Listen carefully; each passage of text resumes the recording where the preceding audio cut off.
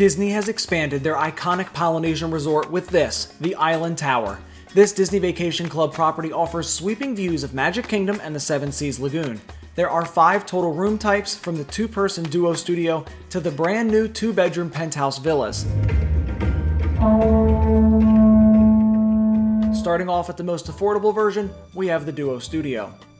The Duo Studio, as the name implies, is going to be for 2 people. This is going to be the most similar to a standard hotel room that you could find at any of the Disney resorts, but it is going to still have some lounge spaces and a little bit of a kitchenette area that you can still get when you expect from the Disney Vacation Club.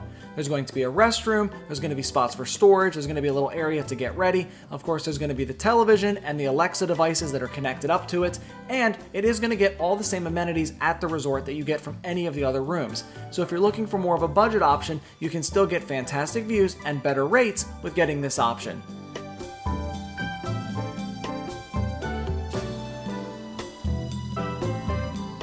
The bed inside of the room is able to convert. You can take it from the couch space that you see here, and you can have that artwork. You can actually pull that down, and it's kind of cool. You get a nighttime version of the artwork in the back, as well as still getting the space when you need it throughout the day. So you get a couch and some lounge, you get the bed.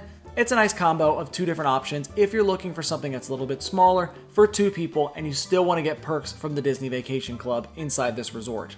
Next, we have the Disney Vacation Club Deluxe Studio. This is going to be a larger version, which is going to be built for up to 4 people. This room is going to have a standard size bathroom, as well as this built-in shower space. There is going to be a toilet that is part of the same room, but at least it does have its own privacy area. So if there's a lot of people that are trying to get ready at the same time, they can have a little bit of privacy there and you don't feel like you have to kick someone out of the bathroom.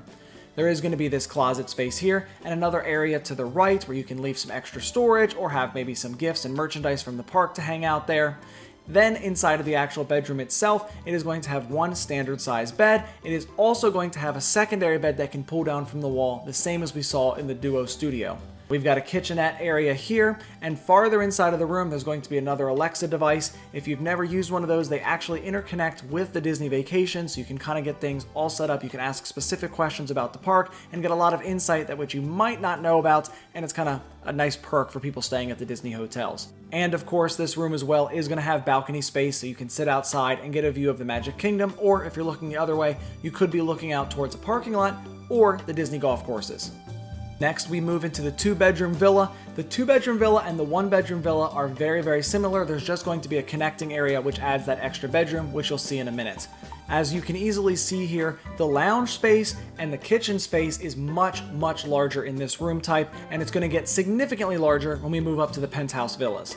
In this area, there's a kid's bed that can come down. It has this really nice artwork, and then of course the TV area. Both the kid's bed and the secondary bed that is out can be folded in, so you can have another full lounge space.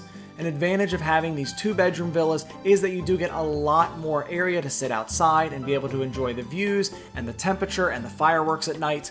As we move into the master bedroom, you can see this has its own entire space. It's got some artwork, some Polynesian inspired artwork, and of course, a little hidden Mickey. As we move into the master bedroom's bathroom, you're going to see a full built-in bathtub with its own artwork above it. There's also going to be an area for a full shower and another private toilet space. This is going to have 2 different sinks to be able to get ready, so if there's a lot of people that are going to be in this 2-bedroom villa, you can share, or you don't have to. It's the master bedroom. You can lock yourself away if maybe you're trying to get away from the kids.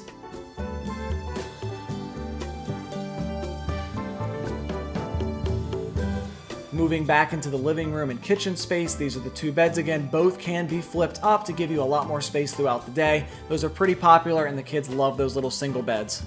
Now is where we're going to see the difference between the 1-bedroom and the 2-bedroom villas. First off, there's Mara. Say hi to Mara in the comments.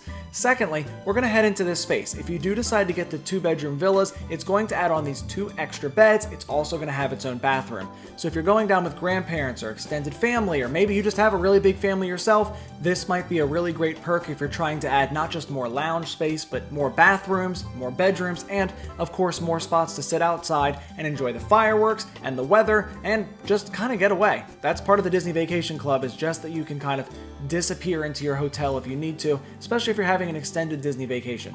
There's another view inside the bathroom, and we're going to head back over. Again, that first part makes it the 2-bedroom, but this is what you're going to see in the 1-bedroom and the 2-bedroom. You're going to have some extra storage space here on the left and you're going to have yet another bathroom. But if you were looking for the best of the best, this is the 2-bedroom penthouse villa. This is a brand new accommodation type for the Disney Vacation Club, and as you can see, the views from here are stunning.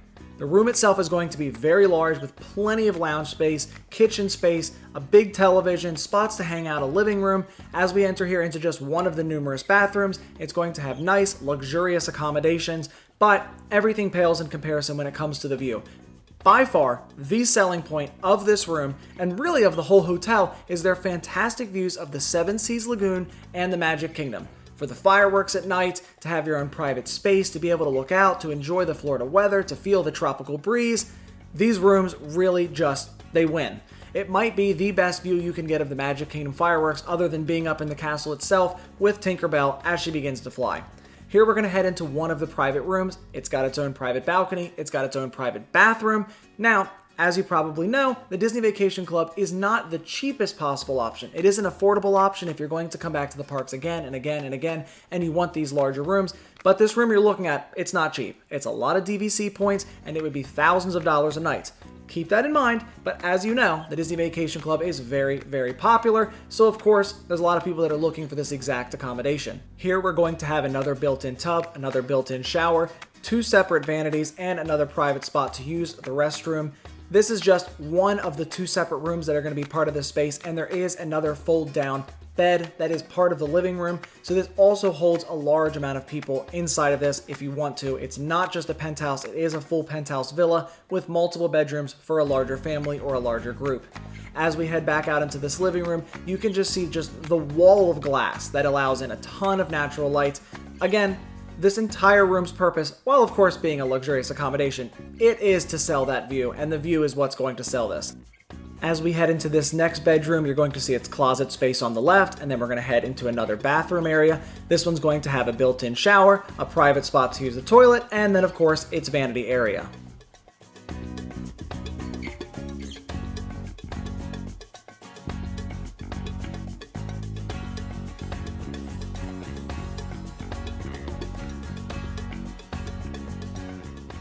For those that buy way too much merchandise or bring way too many clothes, there's going to be plenty of storage space there. And then again, we're going to have 2 beds here. There's also going to be that nice uplighting that's going to highlight some of the designs. But the winner, the step out here to be able to go to this large sweeping balcony where we can see Cinderella Castle, the Contemporary, and other parts of the Polynesian, this is the selling point. And on the left and the right are 2 additional balconies for each of those bedrooms. Many have looked at this tower and said that it is very tall compared to the rest of the Polynesian, and you're right. It is significantly taller than the rest of the resort, more close of course to the Grand Floridian and its expansions with the villas. I myself, when the Grand Destino opened at Disney's Coronado Springs, wasn't the biggest fan of this big tower, but when I first visited and when I stayed there, to see the accommodations and the views over Epcot and Disney's Hollywood Studios, the idea of the tower made a lot more sense to me.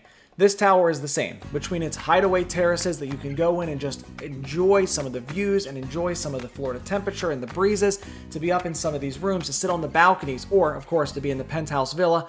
This is what's doing it. The people that are going to visit this hotel, they are buying it for these views, and that is the reason that the tower is simply so tall.